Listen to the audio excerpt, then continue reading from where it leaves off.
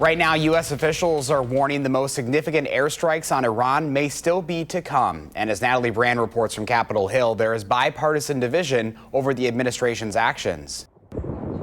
Fresh explosions rocked Tehran with hundreds of fighter jets in the skies over Iran's capital city, as the U.S. and Israel warned the heaviest strikes are yet to come.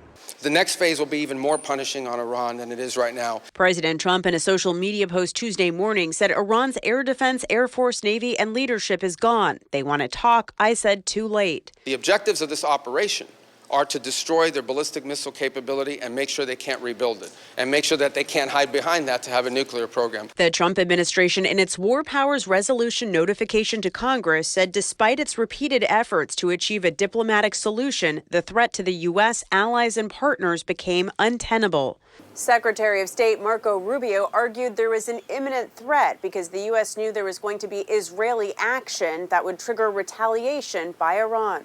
We knew that there was going to be an Israeli action. We knew that that would precipitate an attack against American forces. And we knew that if we didn't preemptively go after them before they launched those attacks, we would suffer higher casualties and perhaps even higher those killed. And then we would all be here answering questions about why we knew that and didn't act. Secretary Rubio returns to Capitol Hill today to brief all members of Congress, a day after meeting with the Gang of Eight, who emerged from the briefing divided. This was a defensive measure, a defensive operation. There was no imminent threat to the United States of America. Democrats plan to force a War Powers Resolution vote this week to try and limit further military action, but most Republicans have expressed support for the administration's actions in Iran.